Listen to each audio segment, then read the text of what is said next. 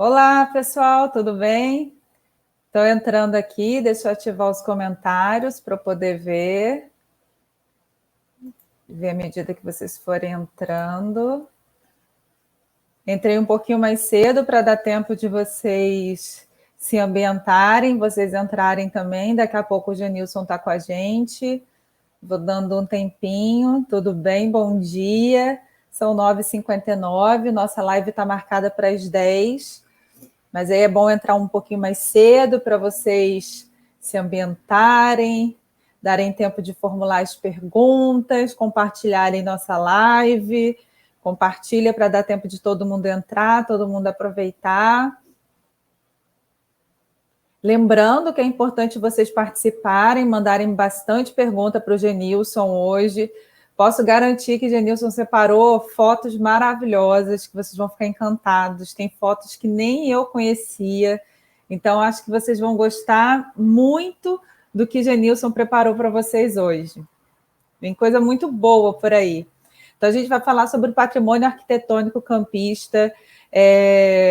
Eu acho que uma coisa muito importante da gente falar é que é importante a gente falar sobre a situação em que se encontra boa parte do patrimônio arquitetônico da nossa cidade, mas é importante a gente falar também sobre os casos bem-sucedidos, sobre os casos de sucesso, falar, por exemplo, sobre o Arquivo Público Municipal, falar, por exemplo, sobre o museu, que é um caso de sucesso também, empreendimentos coletivos ou privados, que também são casos de sucesso. Então, formulem suas perguntas. Daqui a pouco o Genilson está com a gente. Vamos dar mais uns 3, 4, 5 minutinhos para ele. E daqui a pouco ele está entrando com a gente. Estou vendo que está entrando gente aí na nossa live. Deixa eu ver se eu consigo ver quem está com a gente.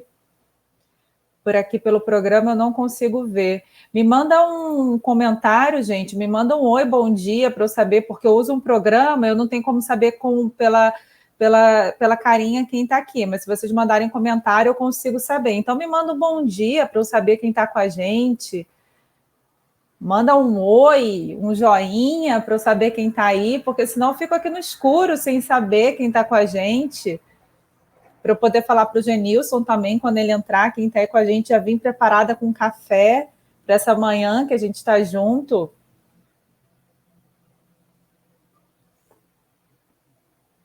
Minha equipe do arquivo, quem está aí com a gente? Gustavo Brandão, Paulo, Ana Beatriz, bom dia. Rodolfo Campos, já compartilhou a live. Bom dia, Rodolfo, obrigada. Paulo, maravilhoso, sempre com a gente, querido. Um beijo grande. Amaro Antônio, bom dia, querido. Obrigada por estar aqui com a gente. Quero agradecer a todo mundo que compartilhou a live ontem, a mensagem, né, da live. Agradecer também ao Cláudio Nogueira, que fez lá a divulgação da live, a Band FM, que compartilhou para a gente também. Aí, ó, Genilson já está falando, Genilson já está assistindo. Se não tiver um joinha, um bom dia, ele não vai entrar. Genilson, já temos várias pessoas online aqui com a gente. Bom dia, Dilcimar, meu grande amigo, acompanhando a gente do Rio de Janeiro. Olha lá, compartilhando sempre as coisas do arquivo, compartilhando as notícias de campus. Ele me atualiza de muita coisa de campus, o Dilcimar. Sou fã, já virei amiga. Genilson, está pronto? Podemos entrar? Já te vejo aqui na nossa tela interna. Já podemos? Já posso te compartilhar com o pessoal aqui? Ok, ótimo. Vou te compartilhar. Gente, eu vou trazer para vocês Genilson, presidente do Instituto Histórico e Geográfico, grande amigo do arquivo. Genilson, bom dia, tudo bem? Bom dia, Rafaela, bom dia a todos aí que estão curtindo aí a nossa participação, né, nesse tempo de confinamento social, né? Confesso que é uma experiência muito interessante a gente poder levar nesse período um bate-papo interessante para o pessoal que gosta do nosso patrimônio, da nossa história de Campos, né? Bom dia. Genilson, eu quero te agradecer. A gente, da mesma forma que foi com o Eugênio, nós juntos estarmos pensando em alternativas para esse momento, para que a gente possa continuar fazendo o que a gente ama, o que a gente gosta, que isso que a gente está fazendo aqui, gente, a gente já fazia presencialmente, que eram os nossos encontros do Instituto, os encontros do arquivo, mensais, e a gente está trazendo para vocês agora. Freitas, bom dia, querido. Claudinha também. Então, eu quero agradecer ao Genilson por ter topado a empreitada, é a segunda do arquivo, tem dado muito certo, então quero te agradecer. E quando eu pensei no tema do patrimônio, junto com a equipe lá do arquivo, imediatamente a gente pensou no Genilson, porque eu quero externar aqui mais uma vez a minha admiração pelo Genilson, porque ele é profundo conhecedor dessa temática. Eu sempre falo que se eu tenho uma dúvida sobre uma rua, sobre um personagem, ninguém conhece melhor do que Genilson, ele sabe na hora olhar uma foto, dizer de quando era, e tem uma generosidade muito grande. Genilson, eu te admiro muito e quero te agradecer por você estar aqui hoje com a gente. Eu que agradeço também o convite, né? E vamos papear, como diz o próprio Facebook, diz, eu sou um puxador de conversa, né? É isso aí. Genilson, eu queria que você começasse falando para a gente. Eu sempre falo, até da outra vez nós tivemos um encontro, acho que foi no Festival Doces Palavras, nós fizemos o Patrimônio de Campos em Perspectiva. E nós falamos muito sobre o Copan, também sobre o Conselho de Cultura. Eu já não quero começar pegando fogo, não, mas para quem está em casa, gente, o Copan e o Conselho de Cultura são os órgãos do município que... O Copan, na verdade, que rege a questão do patrimônio, né, que faz a regulamentação, por exemplo, de tombamento, de registro. Eu queria que você começasse falando para as pessoas que estão em casa qual foi a sua atuação no Copan, hoje no Conselho de Cultura, e como você acha que hoje é a atuação desses órgãos no município. Vamos lá, vamos começar o nosso papo, né? É importante a gente registrar o seguinte, que Campos tem, né, um acervo, um patrimônio, né, de edifícios ecléticos muito expressivo, né?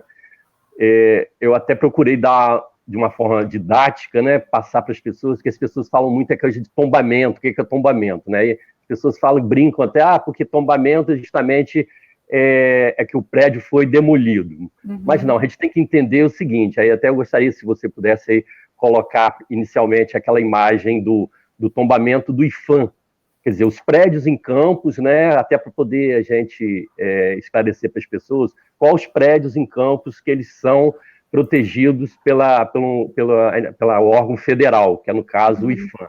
Então, a gente tem inicialmente, né, o tombamento federal, né, aí nós temos 6 prédios, né, que são tombados pelo IPHAN, a Capela Nossa Senhora do Rosário, lá em Donana. Depois nós temos ao lado o prédio do Solar da Baronesa, o Solar dos Airizes, o Solar do Colégio, o Solar do Carapebus, né, o Asilo do Carmo, e muito curioso esse solar que tem, na verdade não é um solar, é um solar, e ele é também um engenho, né, que é conhecido como o Solar do Engenho, que, na verdade, ele está no tombamento, né, no tombamento do IPHAN, mas desde a década de 70 ele foi demolido. E, curiosamente, na década de 70, os representantes do IPHAN estiveram em Campos, queriam conhecer o Solar do Engenho, né, e não existia mais o Solar do Engenho, mas ele está no tombamento. Hoje, esse Solar do Engenho ele era junto com a Capela Nossa Senhora do Rosário, e hoje em Donana é uma escola, né? Então, esses aí são os prédios tombados pelo IPHAN em Campos. Agora, eu gostaria que você passasse a imagem dos prédios que são tombados pelo INEPAC, o tombamento estadual. Uhum. Deixa eu interromper aqui, botar só um minuto. Ok? Só para a gente esclarecer, para as pessoas deixar claro, né, quais são os prédios tombados em Campos. Aqui. Vamos lá. Aí nós temos o prédio do Liceu, no sentido horário, a Escola Nilo Peçanha. Ao lado nós temos o Hotel Gaspar, depois o Coreto da Praça do Arão do Rio Branco, o Hotel Amazonas, o prédio do museu, que era o solar do Visconde de Araruama, a Lira Guarani, o canal Campos Macaé e, por último, a cadeia Serra do Mar, que é um tombamento natural. Então, esses são os prédios que são protegidos e são tombados pelo Estado. Aí eu gostaria que você passasse a próxima tela para a gente começar a falar de Copan, né? Que é o tombamento municipal, em âmbito municipal. Só para a gente ter uma noção, né, quando que o Copan foi criado em Campos, né? Ele foi criado pela lei municipal, né, em 2003 como Conselho de Preservação. Vou tornar aí a telinha, né? A telinha azul. Ah, saiu? Saiu. Volta ela, por favor. Peraí. Ah, tá. Peraí, só um minuto. Estamos falando do nosso, no caso agora, nosso Conselho Municipal, né? É o Copan. Isso. Vamos lá. Aqui, achei. Aqui. Foi. Aí. Esse é o nosso conselho. Ele foi criado inicialmente em 2003 com o título de Conselho de Preservação do Patrimônio Municipal. Isso era na época do governo Arnaldo Viana, e a arquiteta Silvana Castro era responsável por esse conselho. Já em 2013, ele foi reestruturado, né, e quem presidia o conselho era o meu querido professor Orávio de Campos Soares, e ele passou a se chamar Conselho de Preservação do Patrimônio Histórico e Cultural de Campos Goytacazes. É importantíssimo esse conselho para Campos, né, porque até 2016 já havia sido tombado 434 imóveis no quadrilátero histórico aqui do centro de Campos, né? Então, o que a gente pode falar sobre o Copan? Hoje o Instituto Histórico ele tem um representante no Copan, que é o conselheiro Berriel, ele representa o Instituto Histórico no Copan, no Conselho, né? E o Conselho é uma ferramenta de proteção desses prédios, né? Muitas vezes as pessoas falam que o Conselho, o tombamento, ele não protege. Na verdade, protege sim, e as leis estão cada vez mais rígidas nesse sentido, né? Nós temos um caso agora muito recente, em que houve um desmoronamento de um prédio e o proprietário do prédio quis demolir todo o prédio para poder fazer um falso histórico, né? Eu não sei se na sequência aí tem um falso histórico aí para você mostrar, que eu ia dizer para as pessoas o que é um falso histórico, né? Eu estou procurando exatamente aqui, eu acabei de colocar, eu vou botar aqui para o pessoal... O falso histórico é isso, ele alegou para o conselho que ele ia reconstruir o prédio... Esse aqui que você quer mostrar? Não, é o da Rua Formosa, o exemplo de um prédio... Ah, esse aqui, peraí. Peraí, esse aqui. Esse? Isso, exatamente. Esse prédio aí é um prédio que ele foi demolido, ele é ali na Rua Formosa, ali muito próximo da Rua Barão de Miracema, quase em frente ao Colégio Eucarístico, né? Então, na época, o Ministério Público foi acionado, o proprietário foi notificado e ele tinha a opção ou fazer uma indenização para alguma outra instituição cultural da cidade ou reconstruir o prédio com as características originais. O que acontece? Bem, sempre frisa a professora Silvia Paes.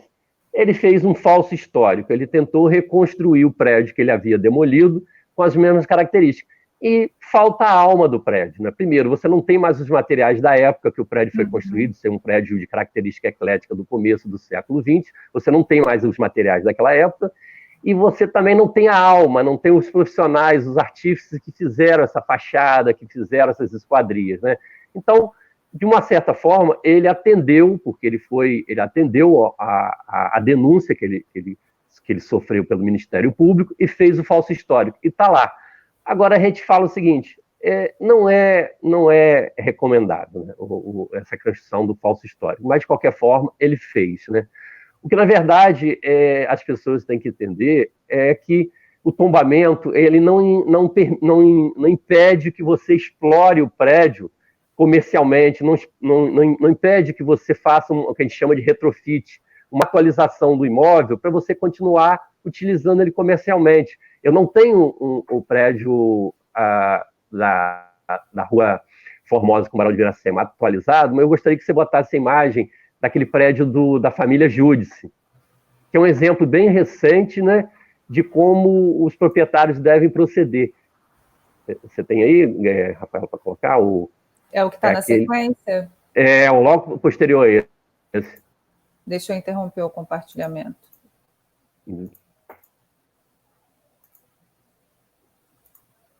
Ela carrega aí. Esse prédio, ele é um prédio muito interessante porque ele é um exemplo de como você pode conviver com a preservação do patrimônio e ele continuar tendo um uso comercial, né?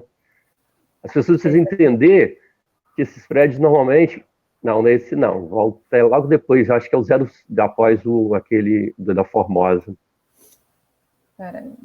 Depois desse era esse aqui, depois a Santa Casa.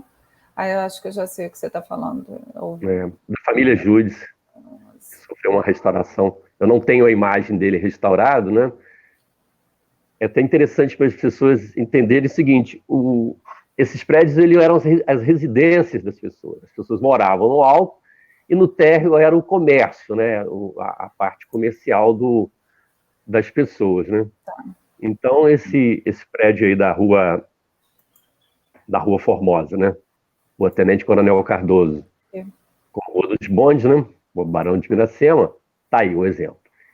Esse prédio aí, ele é esse exemplo que eu acabei de falar. Ele foi totalmente restaurado. Todo mundo que passa ali na rua, nas imediações, elogia o cuidado que foi feito, as restaurações todas da fachada, dos detalhes arquitetônicos, e embaixo ele continua sendo usado comercialmente, né?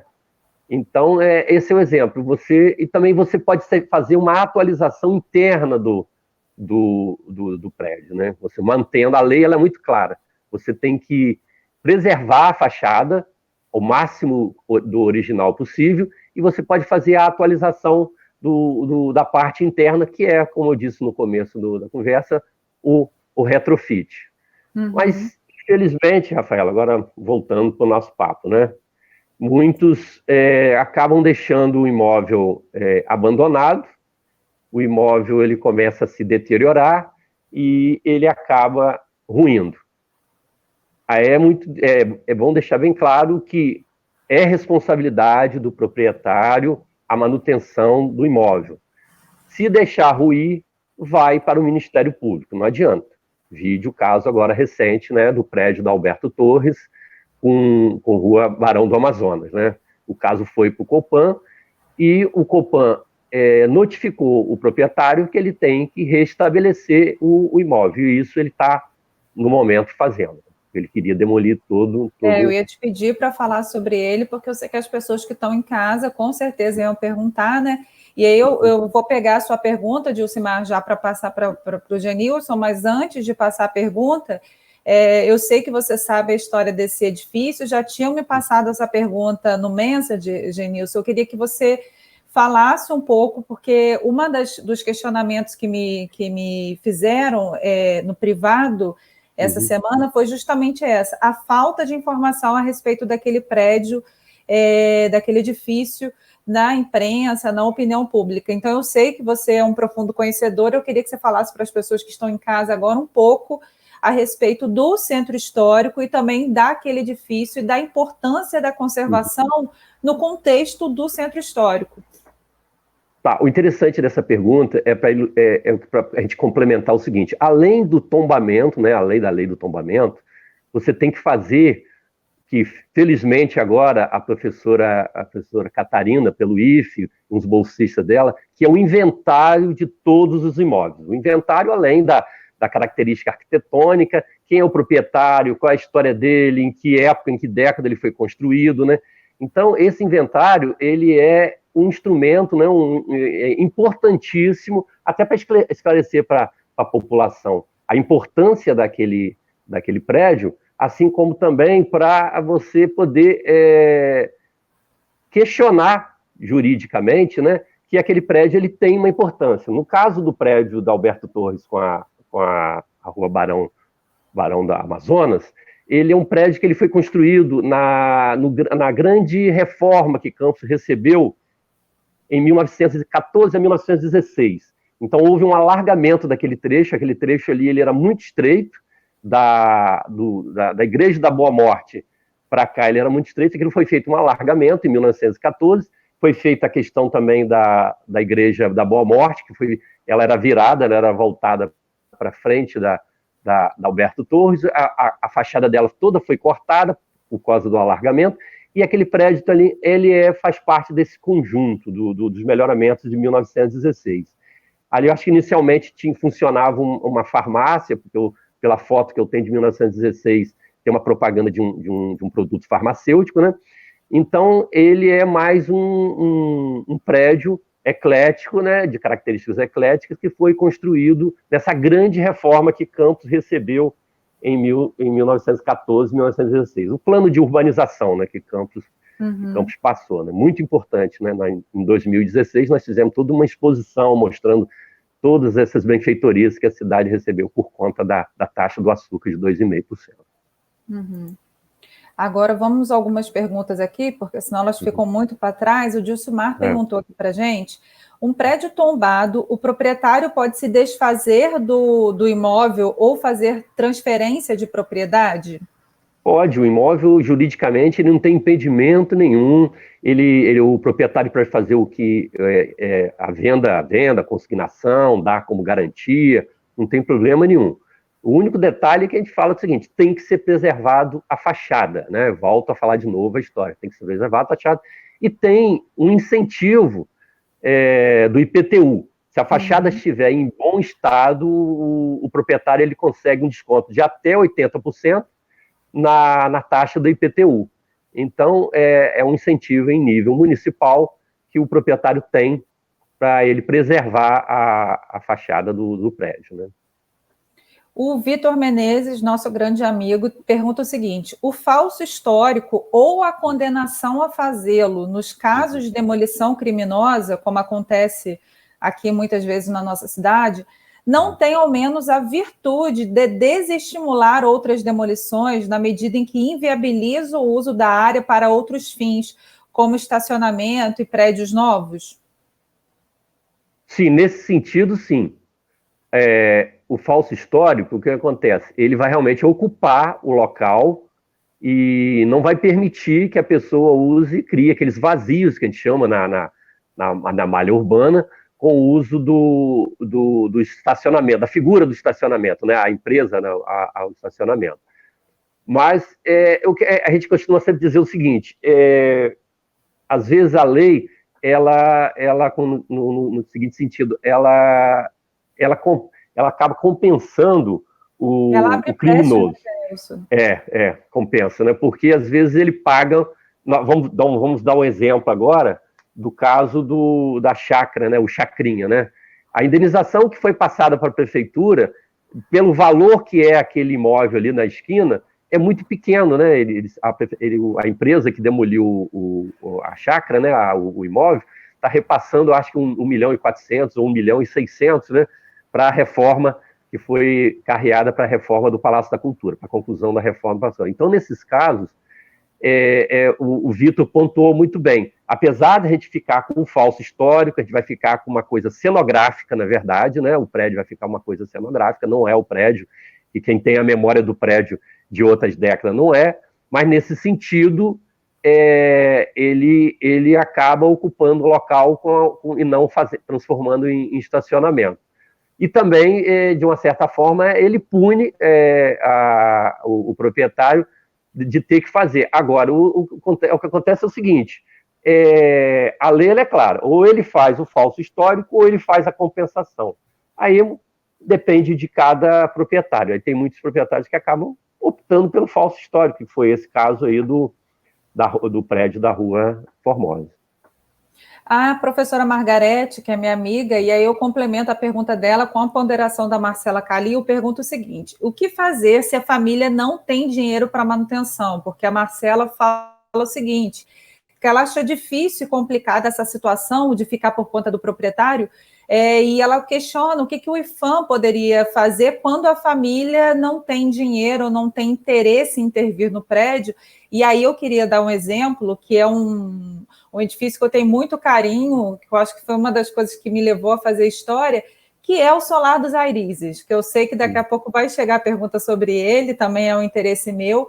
Eu sei da situação do atual, né, do Solar dos Airizes, mas eu queria falar um pouco, que você falasse um pouco sobre ele, da atual circunstância em que ele se encontra, mas também o fato não sei se quem está em casa sabe, que a troca do telhado, o escoramento foi feita pelo IPHAN, que entra justamente nessa situação. Então, eu queria que você falasse um pouco a respeito disso, dessa questão proprietário, IPHAN, dando o exemplo do Solar dos Airizes, se possível, ou outro, se você quiser. O que ocorre é o seguinte, o prédio que é tombado pelo IPHAN, ele em Campos são os mais expressivos, vamos dizer assim, é bom separar a importância arquitetônica, a importância histórica do prédio, né? Porque nem todo prédio que ele tem uma importância arquitetônica, ele tem uma importância histórica. No caso do Solar dos Airizes, de todos os prédios que foram tombados pelo IPHAN, ele tem uma importância, além de arquitetônica, muito forte, né?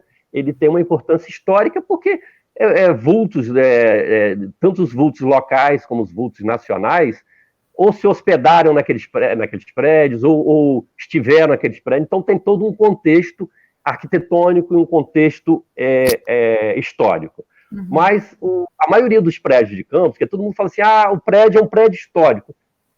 A gente tem que separar o que é prédio histórico e o que é prédio de importância arquitetônica.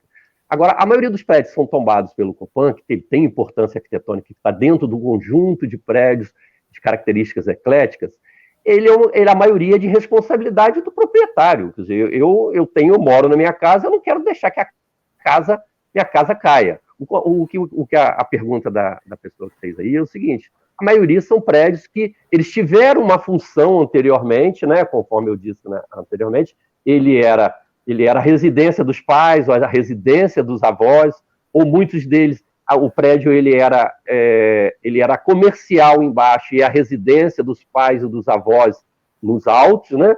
E com o passar do tempo, as pessoas foram mudando a sua característica e indo para os bairros ou construindo suas casas e saindo do centro. Aí o que acabou acontecendo? Esses prédios são herdados por famílias, né? Que o prédio acaba sendo um ônus, né? Não um bônus. O que acontece? Se a pessoa não tem condição de manter o prédio, porque a lei que ela tem hoje, que é o único desconto que ela consegue na manutenção desse prédio, só até 80%, mas a fachada do prédio tem que estar em bom estado, a saída é o quê? Ela vende o prédio, porque a lei não impede que ela venda. Ela pode buscar parcerias para uma ocupação comercial do prédio. É isso que precisa desmistificar. O tombamento, ele não engessa o imóvel, ele permite que você use ele comercialmente, permite que você venda o prédio. Agora, é aquela história, ele acaba sendo igual uma biblioteca. Muita gente hoje, ninguém quer biblioteca, porque biblioteca, a manutenção, ela é cara. Você tem que limpar os livros, você tem que cuidar de fungo, cuidar. Então, tudo que você herda, que faz parte da nossa história, ou você preserva, se dá valor àquilo, ou você dá uma destinação. Os prédios, ele pode ter dado uma destinação para ele comercial. E você buscar parcerias para o comercial. O que está acontecendo também, Rafaela, é que nesse momento, o nosso país também passa por um problema sério econômico, né? Então, muitos prédios desses que estavam alugados, que estavam sendo explorados comercialmente, eles estão desocupados. Uhum. O Rodrigo, né, o conselheiro Rodrigo, o arquiteto Rodrigo, ele fez esse levantamento da demanda de prédios arquitetônicos, né, tombados no patrimônio, tombados pelo Copan, que estão fechados, né? Então era importante, né, você também criar uma ação de ofertar esses imóveis, mostrar para as pessoas que o centro antigo, valorizar, no caso, valorizar o nosso centro antigo, que era uma proposta dessa reforma do centro antigo, de valorizar o centro antigo, de revitalização do centro antigo e ocupação comercial desses prédios. Eu entendi muito bem a pergunta, né, porque a família não tem condições de manter o prédio. Infelizmente, ela não vai poder demolir o prédio. E se o prédio ruir e o prédio está no nome dessa família ou de um proprietário de família, ela vai ser acionada pelo Ministério Público, infelizmente. Exatamente. A Maria Cristina, nossa presidente da Fundação, mais uma vez nos prestigiando. Obrigada, Cristina. Pediu para complementar, que integra a equipe no IFAM, né? A equipe do IFE na elaboração do inventário, uma estagiária e uma funcionária do Copan, tá? Na elaboração do inventário. Queria passar a pergunta do César Lacerda, que pergunta o seguinte, que eu sabia que essa pergunta surgiria, porque também é minha. E aquele antigo Hotel Gaspar, logo na Praça São Salvador, e os fundos ao lado desse prédio. Tive informações de que ele estava cheio de infiltrações. A quem devemos recorrer? Vamos falar sobre o Hotel Gaspar. Vamos. O que acontece? É um prédio tombado pelo INEPAC. Ele é um prédio que pertence ao acervo da Santa Casa. O que o Instituto Histórico está fazendo? Igual nós fizemos com a questão no final, nós vamos falar sobre o mercado municipal e vamos falar sobre o coreto da Praça Barão do Rio Branco, o coreto do Liceu. A gente vai provocar o Ministério Público, a gente vai provocar o INEPAC, como nós fizemos com o coreto, como nós provocamos o Ministério Público no caso do mercado municipal. Cabe a gente fazer a provocação, porque são prédios tombados, né? E no caso especificamente do Hotel Gaspar, que está fechado, prédio fechado, né? O que acontece? Ele é um estímulo para haver a deterioração, né? Então, o que acontece?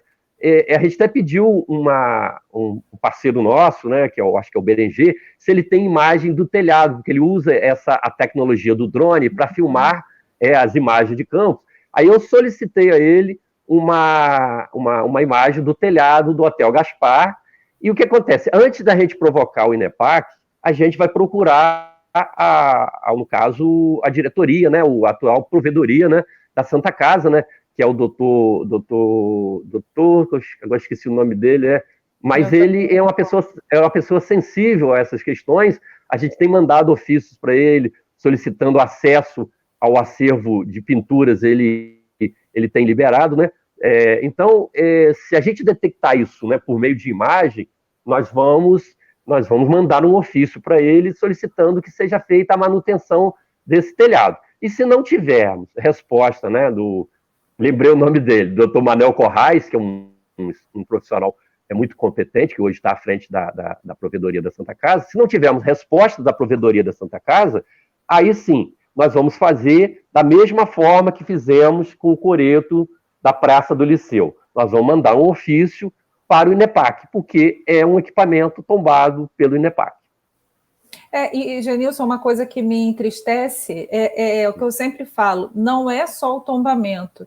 A gente tem que pensar em utilização para esses espaços, né? Infelizmente, hoje o Hotel Gaspar, mesmo que fosse que estivesse bem preservado, que na minha opinião não é o caso, a gente tem que dar um uso ao Hotel Gaspar, né? Está lá na praça, num ponto central da cidade, fechado, não aberto ao público, e a gente carece tanto desses espaços na cidade, tanto de equipamentos culturais, de espaços de memória, de centro de memória, de valorização dessa identidade, até do comércio ali da área central, né? Tem tanta demanda para isso. Então, fica aqui também um apelo, né, para que essas camadas dirigentes se sensibilizem com relação a isso, a própria Provedoria da Santa Casa, que tem um acervo fantástico também, e para que olhe para isso e dê uma utilização a esse Hotel Gaspar, a gente se coloca à disposição para auxiliar no que for preciso. Eu tenho certeza que o Instituto Histórico também, o arquivo, na minha pessoa, da mesma forma, né? Verdade. Mas eu acredito que a gente vai ter uma resposta positiva. Inclusive, eu tive a informação que lá dentro tem uma biblioteca que também não está em estado precário, né? Ela tem que ser resgatada. Exatamente. Antes da gente passar para novas perguntas, você quer continuar ou quer continuar as perguntas? Ou quer continuar na apresentação? Passar mais umas imagens, né? Na sequência, né? Então, tá bem. Vamos para a próxima, seria aquele que se descaracterizou, né? Isso, ele já foi, né? O que a gente chama de falso histórico, né? Isso, vou pegar aqui. O próximo é esse aqui. Certo? Isso. Aí eu considero esse prédio, é um conjunto de prédios ali da Avenida 15 de Novembro, como um mau exemplo, né, de que os proprietários trataram esse prédio, né? Isso aí é uma imagem da década de 1980, em que as fachadas estavam preservadas e que a gente já havia falado anteriormente. A parte de baixo estava sendo usada comercialmente, né? Por favor, a próxima foto.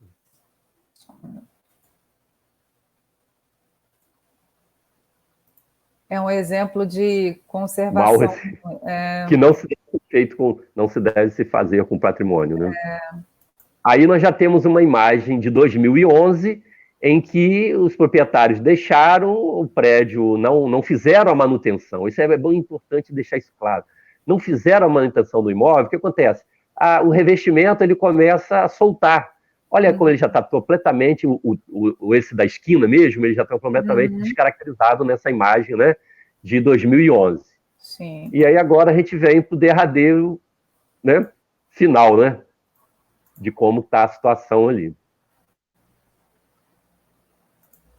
Hoje virou isso aí. Hoje ficou essa completamente descaracterizado, né?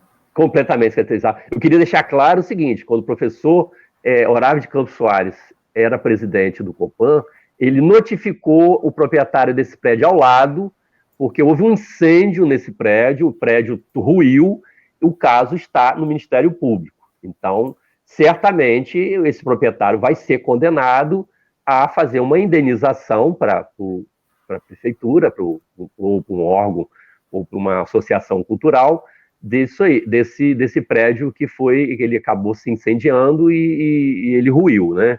Então, esse é um triste exemplo de como não devemos tratar o nosso patrimônio arquitetônico de Campos, né?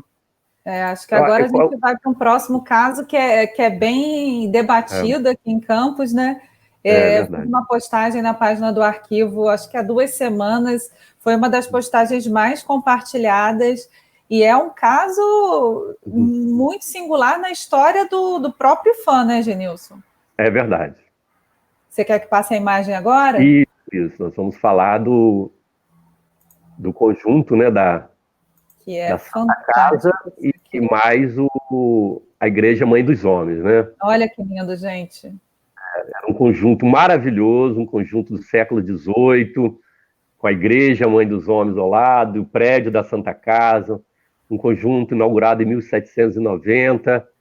Era uma coisa... Quer dizer, eu considero esse prédio o prédio mais emblemático de Campos e o mais triste exemplo, né, de que ocorreu em nossa cidade, né? Ele foi tombado, esse prédio foi tombado, o conjunto foi tombado pelo IPHAN.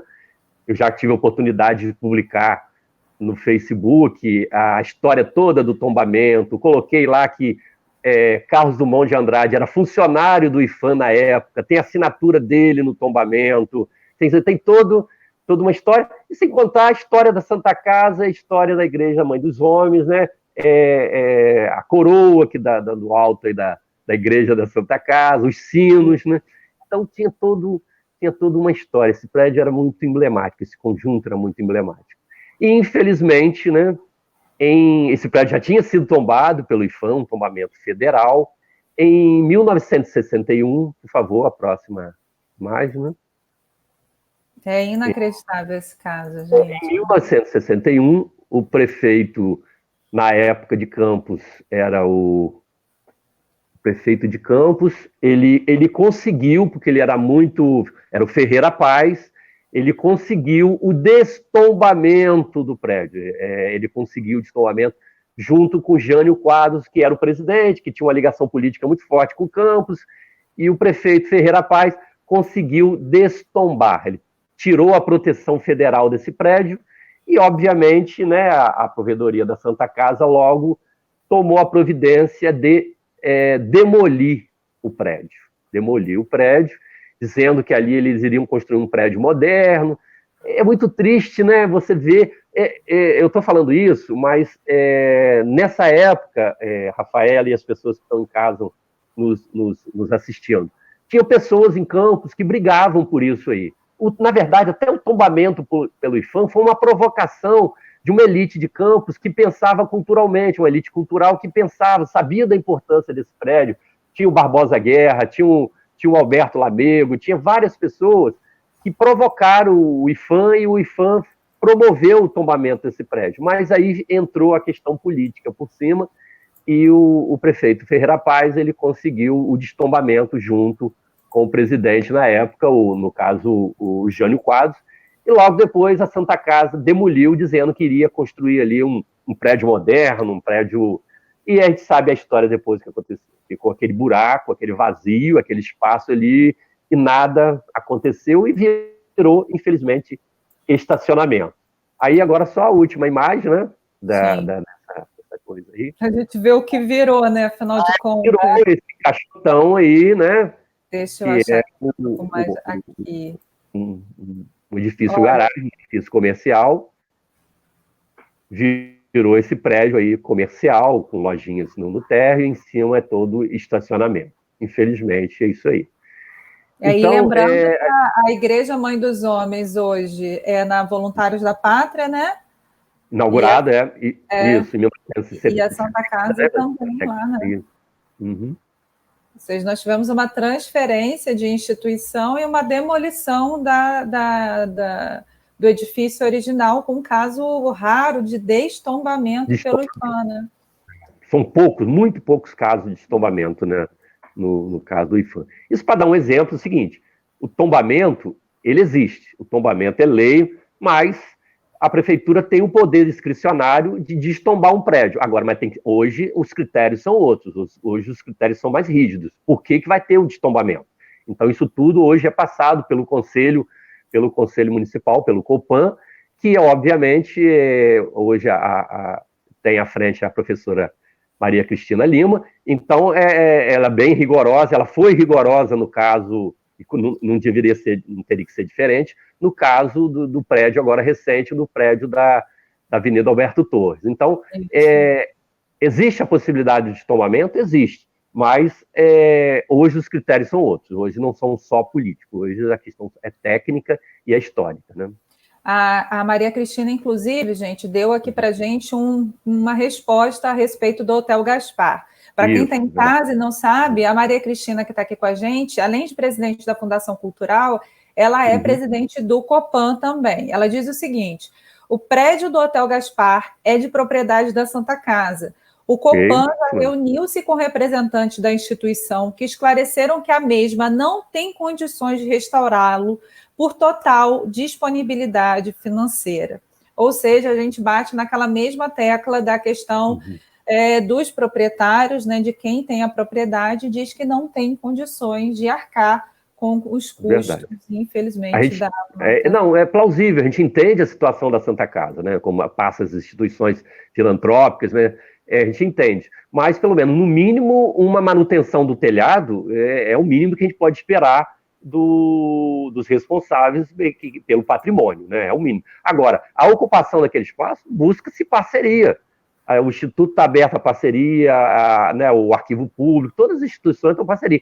O que a gente precisa é o seguinte, é a transparência, né? É mostrar para as pessoas, ó, nós estamos abrindo o prédio, estamos mostrando a situação do prédio, a biblioteca que está aqui foi retirada, ela está assim, não está assado, vamos tomar a atitude a gente não pode restaurar, até porque o prédio, a fachada do prédio ainda está em bom estado. Agora, se não fizer uma ação no telhado, que tudo começa de cima, começa a infiltrar e vai comprometer toda a estrutura.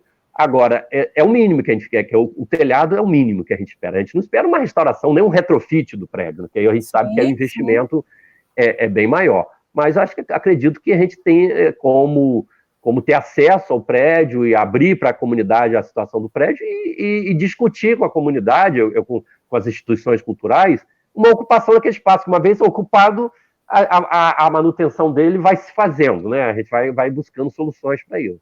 Exatamente. Nós estamos, antes de passar para a sua próxima questão, nós estamos aqui, a Daiane da Silva Santos pergunta para a gente o seguinte: isso explica, porque aí nós temos duas questões envolvidas aí, a manutenção do prédio da Escola Nilo Peçanha, porque o Nilo Peçanha também é um edifício tombado pelo INEPAC, ao mesmo tempo que funciona uma escola municipal, mesmo caso do Liceu de Humanidades, né? Isso. Então, de quem é a responsabilidade, Genilson, de fazer intervenção no Nilo Peçanha? É um equipamento do Estado, é tombado pelo Estado. Mas eu acredito que o prédio da Escola Estadual Nilo Peçanha, pela própria ocupação, a gente volta à mesma história que nós acabamos de falar, pela própria ocupação como escola, ele está em bom estado, ele está preservado, né? Obviamente que com o passar do tempo, você precisa uma pintura, verificar como estão as esquadrias, ver como está a parte de metal, mas eu acredito que um prédio, como ele é um equipamento do Estado, ele está preservado, né? Eu não entendi a pergunta dela. Ela quer dizer que o equipamento não está em bom estado, é isso? Eu não tenho essa informação. Eu acho que hoje atualmente ele passou por uma, eu não diria uma restauração, mas uma reforma mais ampla, então está em melhores condições. Foi o caso do Liceu, né? Liceu isso, exatamente. Então, agora para cá, ele passou mas por duas obrigação, Daiane, é do Estado. Eu fiz a pergunta do Estado, mas é do Estado. É o mesmo caso do Liceu, do Thierry Cardoso, que não é tombado, mas, assim, no caso, mesmo sendo um equipamento tombado pelo INEPAC, é o mesmo procedimento. O Gustavo Brandão, Genilson, está pedindo para você esclarecer a diferença entre um prédio que é considerado falso histórico, para deixar bem claro para quem está em casa, e um prédio que ele é restaurado. Tá, o prédio restaurado, ele não ruiu. Ele teve uma parte que caiu, ele perdeu um detalhe da sua característica eclética que pode ser reconstruído. Agora, o falso histórico é quando o prédio todo foi abaixo, foi o caso da Formosa, ele foi todo demolido, todo o material dele foi removido, né? E o proprietário resolveu fazer um falso histórico. Ele pegou fotos, ele devia ter fotos do prédio, e disse para o Ministério Público que ele não ia fazer indenização, ele ia fazer um falso histórico. E tentou fazer... Réplica, né? Oi? Ele fez uma réplica com materiais novos. Né? Uma réplica. Você vê que é um prédio frio, né? Você mostra pela foto, é um prédio frio, né? Então, essa é a característica do restaurado pelo falso histórico. O falso histórico, ele partiu do zero. Demoliu, removeu tudo, limpou o terreno. Ah, não, então eu vou fazer. Refez. Aí ele tentou fazer. Como diz, a emenda pior do que o soneto. Ele tentou fazer e ficou qualquer coisa fria. Agora, esse exemplo que está ocorrendo na Alberto Torres, ele é um exemplo seguinte, ruiu uma parte, mas ele não foi todo abaixo, então ele está sendo escorado e vai ser restaurado a parte que perdeu. E é bom para quem está em casa saber, gente, que restauradores profissionais, eles têm condições de fazer esse procedimento. O solar do colégio, por exemplo, que é hoje, que abriga o Arquivo Público Municipal, várias partes do solar do colégio tinham ruído grandemente, mas com o próprio material de ruína, eles conseguiram fazer a restauração. Então, isso, obviamente, tem que ser feito por equipes profissionais. A gente já tem na cidade empresas que já fornecem esse tipo de serviço, bons profissionais que vieram de fora e que podem fazer esse tipo de trabalho, né? Isso é importante na cidade. Rafael, sobre esse assunto, dos equipamentos tombados pelo IPHAN, o solar do Barão de Carapebus é o que mantém a maior característica do prédio quando ele foi construído na primeira metade do século XIX. Muitas pessoas não têm essa noção, mas, por exemplo, o solar da Baronesa de Moriaé, quando ele foi passado para a Academia Brasileira de Letras, ele estava em ruínas. Tudo bem que ele não tinha sido totalmente demolido, mas as fotos que a gente tem da época de quando ele foi passado para a ABL, para a Academia Brasileira, ele estava totalmente em ruínas. Óbvio que a restauração que foi feita ali, tem muita coisa ali que é falsa, mas a maioria das pessoas não tem essa memória, as pessoas hoje vivas, da década de... Porque aquele prédio foi passado na década de 80, mas na década de 70 ele já estava demolido. Então foi feito, no caso, a restauração, a reconstrução, não é nem a restauração, foi feita uma reconstrução Então, aí você, quando passa a visitar o prédio, né, após a restauração, você começa a ter a memória dele a partir daquele momento. Mas a gente que lida com essas questões e tem essas fotografias, tem essas pesquisas, percebe que ele estava praticamente em ruínas, mas não foi totalmente demolido e removido todo o material de lá, não. Isso que eu queria dar esse exemplo, né? Até para as pessoas situarem falso histórico, restauração, demolição e em que ponto o prédio se encontrava. Sim.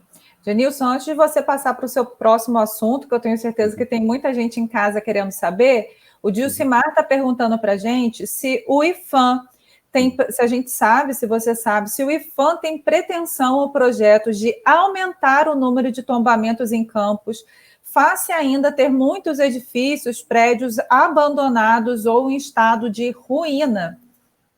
Olha só, eu falei no começo do assunto. O processo de tombamento pelo IPHAN, ele é mais rigoroso. Aí você tem que ter na justificativa do prédio a questão da importância do patrimônio arquitetônico e histórico. Tem outros processos que está no IPHAN, está em análise, como o asilo da Lapa, né? Aquele é um prédio também icônico para Campos, um prédio do século XVIII, e que ainda não foi tombado, mas está lá, está no processo de tombamento. Tem 3 estações de trem de Campos, né, que tem uma importância muito grande. Aí você fala do histórico, a passagem de Nilo Peçanha pelas estações, a história da rede ferroviária em Campos, aí ele tem a importância histórica. O Asilo da Lapa nem se fala, visitado pela Princesa Isabel, Dom Pedro II, então toda a história. Então é o seguinte, o que eu me lembro agora, tem esses 4 processos que estão no IPHAN tramitando para ser aprovado, né? O Asilo da Lapa e 3 estações, a estação de Santo Eduardo, a estação, acho que de trem de Santa Maria e de Conselheiro Josino, a estação da rede ferroviária. Agora, tem que ter justificativo. Não basta só dizer, o prédio, a gente ouve muito isso, o prédio ele é histórico. Mas histórico quem? Qual a história dele, né?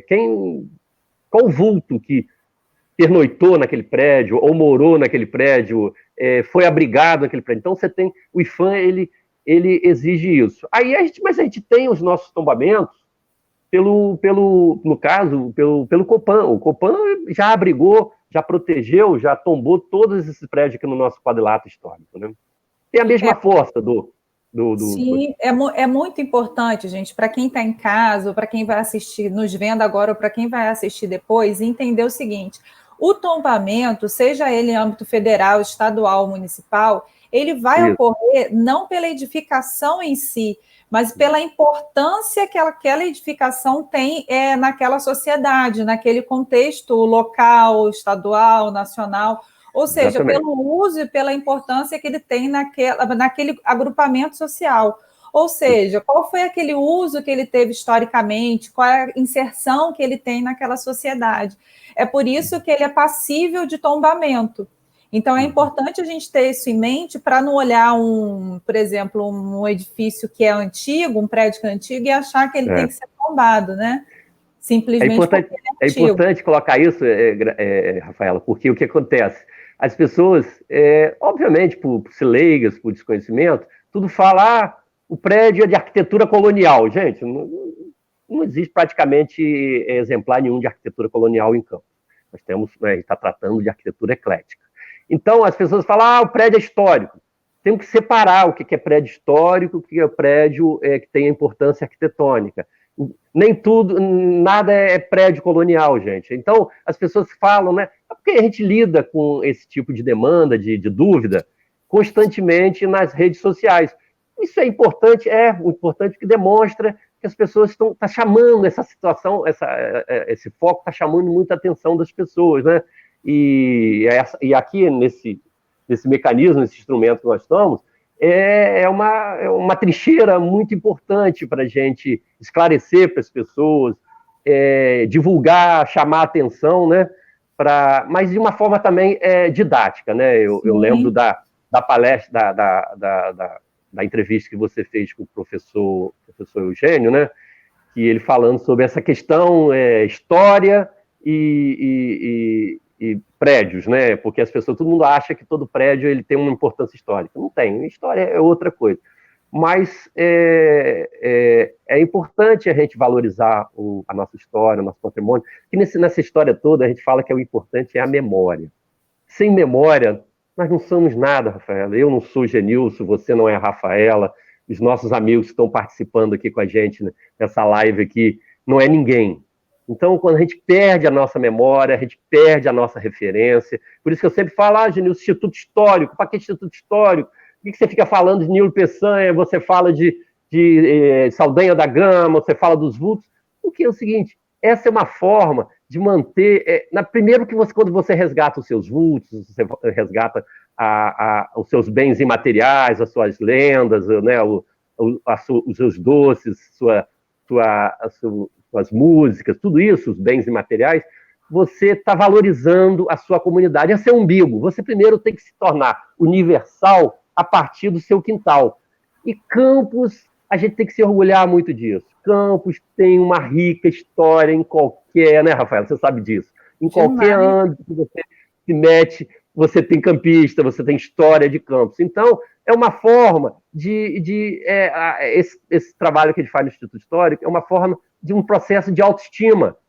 Campos teve presidente, Campos foi a primeira cidade a ter energia elétrica na América Latina. Então, obviamente, tudo isso de uma forma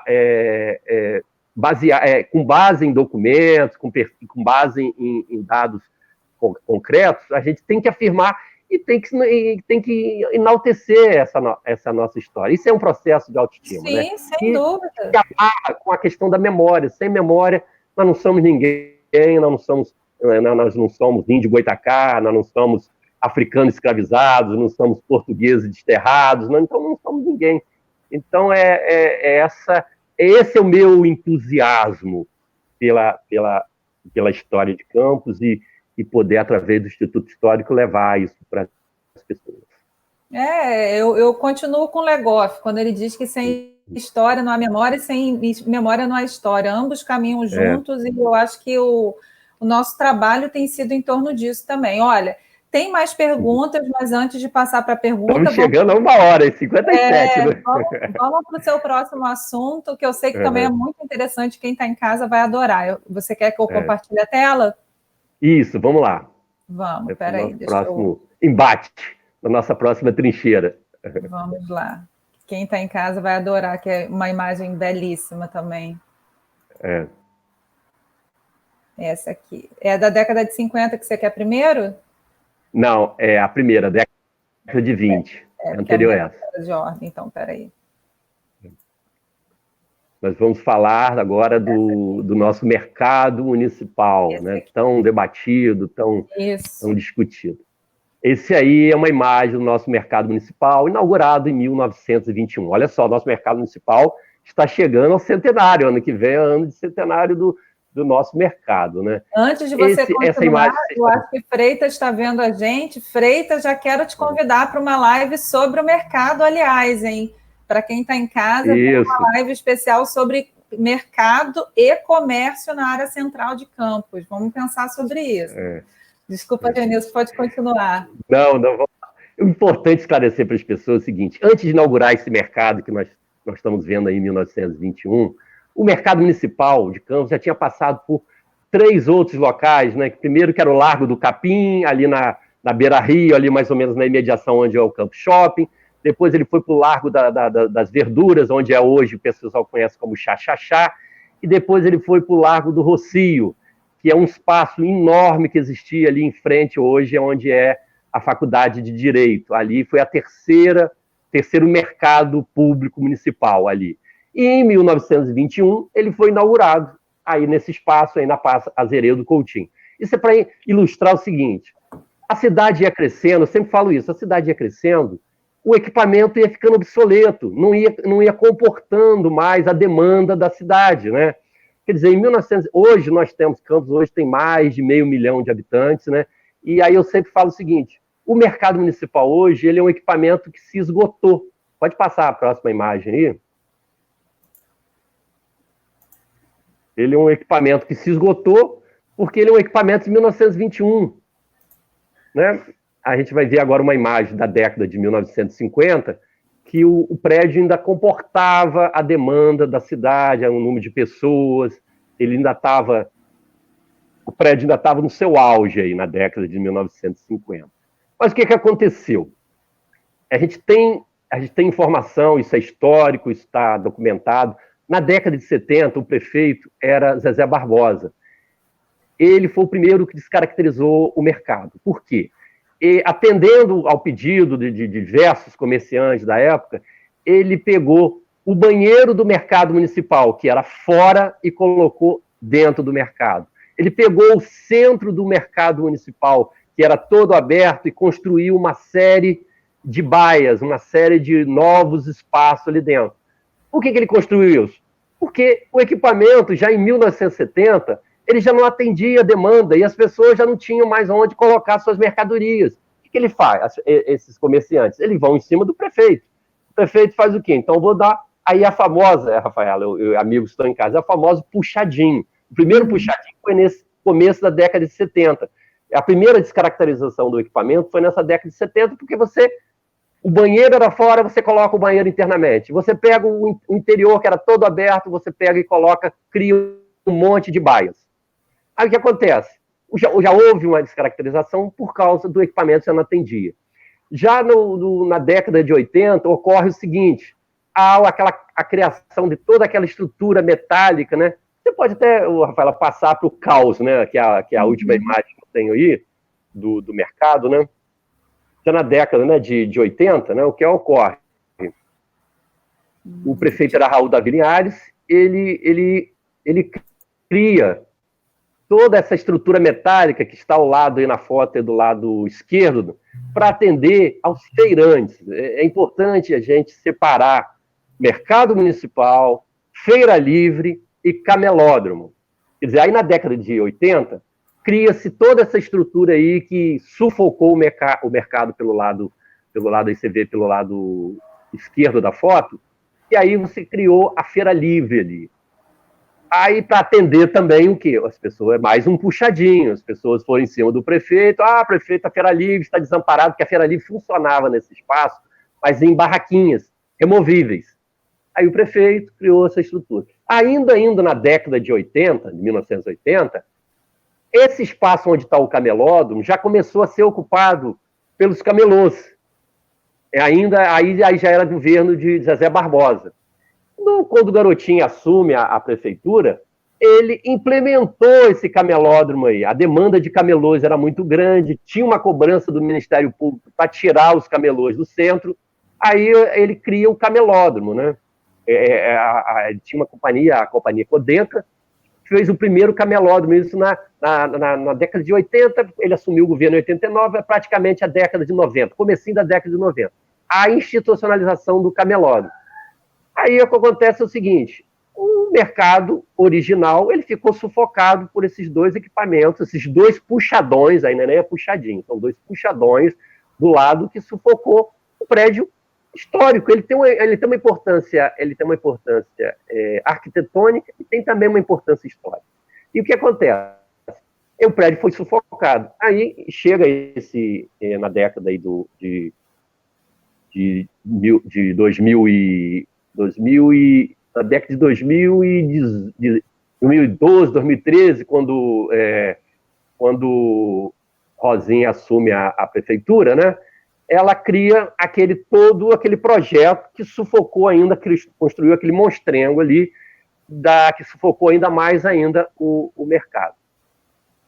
Resumo da ópera. A gente, na época, vários companheiros, nós protestamos quanto ao assunto, fizemos exposições, e o Instituto Histórico fez uma provocação do Ministério Público, isso em 2014, pedindo, quer dizer, o instrumento que a gente tem é o Ministério Público. Assinou essa petição, tanto o Instituto Histórico, quanto a Associação de Imprensa de Campos, e também aqui acho que é o Observatório Nacional de Campos, né? E a Academia Campista de Letras, são associações culturais. Nós provocamos o Ministério Público querendo o seguinte, que a Prefeitura dê uma solução para aquele espaço, não que abandone os permissionários, o pessoal do camelô, não que abandone também os feirantes, mas que entenda que aquilo ali hoje ele é caótico, aquele espaço ali hoje ele não atende mais demanda, aquilo ali não tem acessibilidade, aquilo ali tem problemas sanitários, aquilo ali tem problemas de baixo meretrício, tem tudo ali, aquilo ali. Então, que desse uma solução, criasse um outro espaço para soltar o prédio, né, o prédio de 1921, prédio do mercado municipal, e levasse os camelódromos para um outro local e levasse também os feirantes para um outro equipamento para atender essa comunidade. Quer dizer, vontade política, mas não foi feito. Aí acabou ficando aquilo lá. Aí depois do processo parado lá no Ministério Público há alguns anos, no ano passado nós tivemos com a promotora, e cobramos dela uma posição, e ela finalmente ajuizou o processo. Hoje a prefeitura hoje está notificada, né, judicialmente, que ela tem que dar uma solução. O Ministério Público pede tudo isso que nós acabamos de relatar aqui, que é retirar o camelódromo dali, levar ele para um outro espaço, retirar a Feira Livre e liberar o prédio histórico. Essa é, em linhas gerais, né, senão eu vou me alongar muito, é a ação que o Instituto Histórico fez. E é importante a gente falar de um lugar que é centenário, né, Genilson? A gente vai para outras cidades, vai para outros países, quer visitar o mercado, vai a São Paulo, é um mercado tão bonito. Isso, exatamente. O mercado de Campos, gente, foi construído em moldes europeus, é lindo. Hoje a gente não consegue enxergar essa beleza porque ele está descaracterizado. Mas Genilson mostrou as fotos para vocês, eu tenho certeza que em casa vocês ficaram maravilhados, é de uma beleza extrema, e eu tenho certeza que tratado da forma como tem que ser tratado, vai virar um ponto turístico como os outros são nos outros estados, nas outras cidades. É isso que a gente tem, a proposta que a gente tem, né, levado, pensado, é justamente essa, né, Genilson? É verdade, né? Na verdade, ele seria um equipamento para resgatar o nosso chuvisco, o nosso melado, o caldo de cana, toda essa coisa raiz que muitos campistas, quando retornam à cama, eu quero ir lá no mercado municipal, quero comprar um queijo, quero a goiabada na palha, eu quero... Quer dizer, essa coisa da raiz. E ali, infelizmente, se não for feito alguma coisa, toda aquela coisa aquela venda de material de chinês vai descaracterizar, vai tomar todo aquele espaço ali, e nós não vamos ter um local raiz. É um lugar da gente falar sobre isso, eu vou até pensar numa live. A gente carece muito de espaços de turismo histórico, de turismo natural, e o mercado é um lugar para isso. Então, turismo é fonte de renda, né? Eu sempre é uma indústria do turismo é uma fonte de renda. No momento que Campos passa por tanta dificuldade, a gente tem que articular isso, né? O turismo histórico dos prédios, porque no começo do meu papo eu falei isso, nós temos chuvisco, nós temos doce, nós temos tradição. Né? As são imensas. Eu tenho certeza que quem está em casa também está pensando em milhares de coisas. A gente traz pessoas de fora para cá, a gente que conhece um pouco mais sabe para onde levar, mas eu tenho certeza que quem está em casa às vezes fica constrangido de não saber onde levar. Mas vamos seguir aqui. O César Lacerda, eu sabia que essa pergunta ia aparecer, está perguntando o seguinte, que eu tenho uma paixão por esse lugar também. O antigo Hotel Flávio, também localizado ao lado da Rádio Campos Difusora, está em estado crítico de abandono, sendo uma propriedade particular. Alguns anos atrás, ocorreu um desabamento de uma parte em seu terraço e não sabemos se apresenta riscos. Que é a pergunta do Paulo também. Qual é a situação daquele hotel da Praça Tiradentes? Genilson, como se encontra a situação do Hotel Flávio? Conta pra gente. O Hotel Flávio, né, a antiga residência do Barão de Itaoca, né, é curioso que todo mundo tem a referência do prédio como Hotel Flávio, mas ele ali foi uma residência, aí falando a questão histórica, do Barão de Itaoca, que foi vereador, o último presidente da Câmara no período do Império. Então ele tem uma importância arquitetônica muito forte e uma importância histórica também. Aí as pessoas falam, é o Hotel Flávio. O curioso, deixa eu fazer só uma pequena digressão, é o seguinte, que o Hotel Flávio, né, é curioso esse negócio de hotel, que antes dele funcionar ali, no século XX, ele funcionava onde é hoje o Hotel Palace, que era a residência do comendador Cardoso Moreira. Então, o Hotel Flávio foi o primeiro hotel de Campos a oferecer banho de chuva. Era banho de chuva, era o chuveiro, né? O pessoal chamava banho de chuva, né? Então, o Hotel Flávio é uma marca dos hotéis de Campos, né? Aí, obviamente, na primeira metade do século XX, ele é transferido ali. Hoje, o Hotel Flávio, ele é particular, é aquele prédio ali, ele é tombado pelo Copan, mas o proprietário dele ele é de propriedade particular. É o mesmo caso que a gente falou no começo do nosso papo. Ele é um prédio que virou um ônus para a família.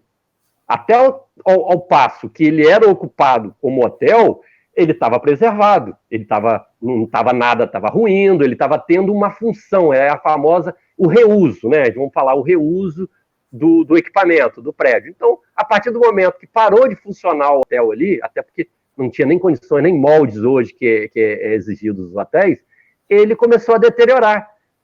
O que acontece? A gente tem que... O proprietário está tentando vender o equipamento, né, o prédio está tentando vender, agora ele é responsável pelo prédio.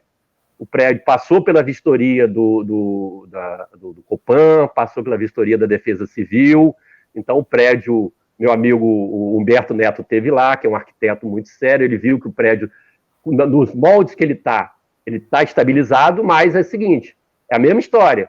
Se não ocupar o prédio, ele vai continuar sofrendo infiltração, vai ter a chuva e vai deteriorar. Agora, a situação é o seguinte, o proprietário está notificado, ele sabe o problema que é, ou ele está tentando vender, ou eu buscar uma parceria de alguém que queira ocupar aquele espaço ali. Dar um reuso para aquele espaço comercial, mantendo-se a fachada, até restaurando a fachada, que não é nenhum investimento milionário.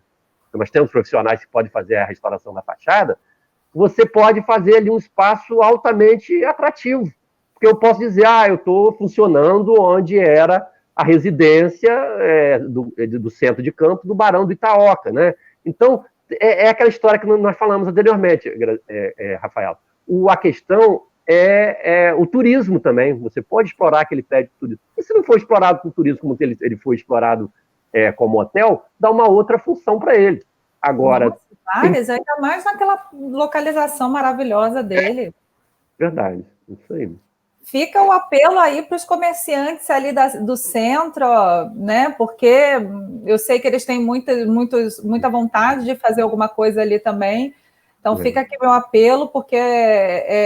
E eu só fico preocupada que também o proprietário pense que é melhor fazer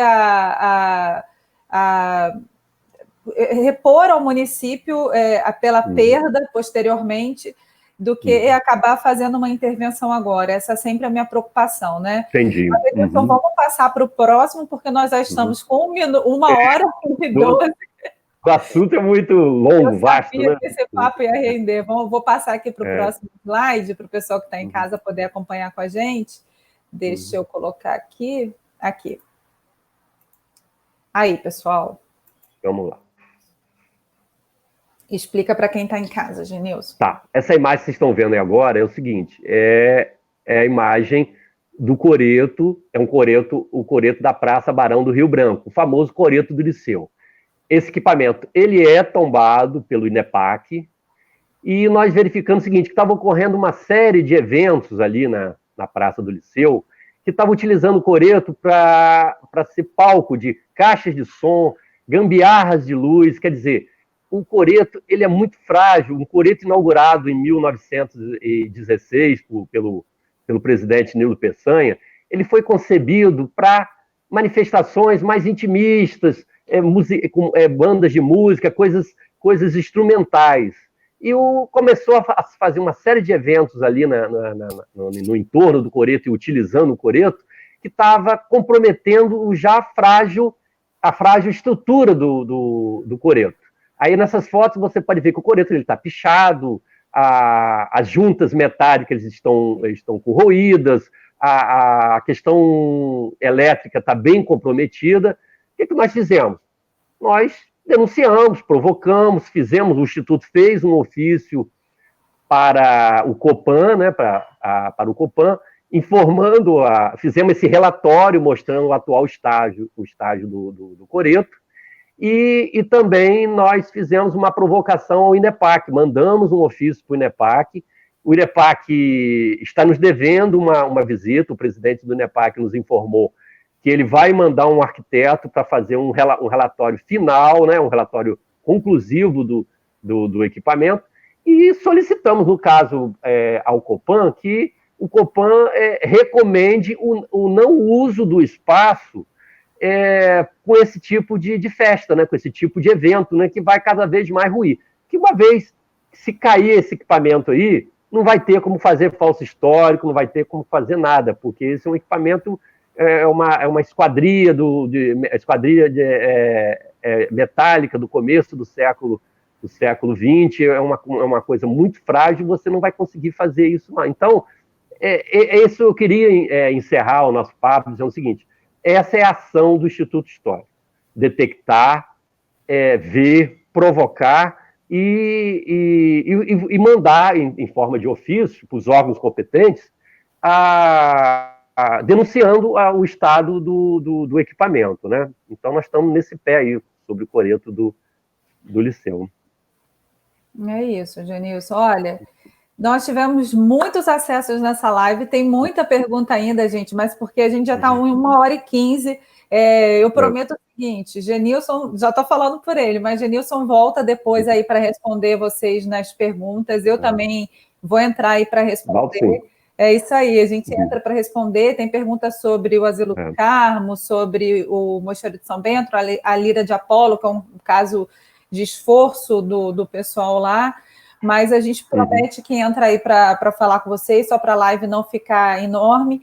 Vou colocar a live, vou salvar para ficar disponível lá na nossa página do arquivo. Quero convidar vocês, gente, quando passar esse período para a gente estar junto logo, tão breve, que o Instituto Histórico faz reunião todos os meses. A gente passou para quarta-feira agora, Genilson? Isso, agora às quarta-feiras, né? A última quarta do mês? Do mês, toda quarta do mês agora. E o Instituto ele tem página no Facebook também, TT, Cris, todo mundo, um beijo grande. Ângela, obrigada pela presença. O Instituto tem página no Facebook, as reuniões são abertas, então participem. Compartilhem as publicações, tanto do Instituto quanto do arquivo. Para a gente é muito importante essa visibilidade, que as pessoas saibam do nosso trabalho. Compartilhem também as publicações do arquivo. A gente tem se esforçado para, durante esse período de quarentena, fazer várias publicações sobre a história de Campos, porque, como o Genilson falou, não existe história sem memória, e a nossa preocupação aqui é reforçar a memória e a identidade do que é ser campista, porque ser campista é a coisa mais linda do mundo, e a gente está preocupado em valorizar isso. Valorizar isso para vocês e valorizar isso para as crianças também, falar diretamente para as crianças, falar com as crianças. Então, a nossa preocupação é essa. Compartilhem essa live, estejam com a gente. Muito obrigada pelo carinho, por terem ficado até agora, Genilson. Obrigada pela parceria, tá? Tá certo. Em termos de confinamento social, nós vamos tentando usar esse equipamento. Eu acho que você também falou uma coisa interessante, né, Rafaela? A gente pode usar essa ferramenta em outras circunstâncias. Por exemplo, agora a gente tem, eu não poderia deixar de registrar, nós temos o Sesc Centenário, 150 anos de nascimento, de um grande campista, um vulto, que é Múcio da Paixão, que a gente tinha programado um grande evento, que seria na Academia Campista de Letras, o professor Horácio ia falar sobre a história do avô dele, mas, infelizmente, a gente vai ficar confinado, então eu vou programar alguma coisa, de repente, para botar ou na página do Instituto Histórico, né, no Face ou no nosso blog, ou, de repente, a gente fazer uma live falando desse campista tão ilustre, né, que muita gente, às vezes, não lembra, não sabe quem é o Múcio da Paixão, nome de rua, nome de teatro, um grande escritor, um homem de referência nacional. Então, eu queria encerrar minha fala falando isso. Esse é o papel do Instituto Histórico, a gente faz isso tudo de uma forma voluntária, é uma instituição que não tem fins lucrativos, ela existe, né, porque todo mundo contribui lá, ela não é subsidiada por ninguém. São pessoas que, como você, Rafaela, ama essa cidade, ama a nossa história, ama nosso patrimônio, né? Então, a gente busca dar essa contribuição para as futuras gerações e deixar essa memória gravada, para todo mundo que vier depois, tá? Um grande abraço para todos aí que teve a paciência de ficar ouvindo esse papo nosso aí, e até a próxima, tá? Um abraço. Gente, obrigada à minha equipe do arquivo que ficou aí assídua, tá, gente? Brigadão, até a próxima. Lembra de sair aí, senão você vai ficar direto ao vivo, hein, Genilson? Tchau, gente, obrigada.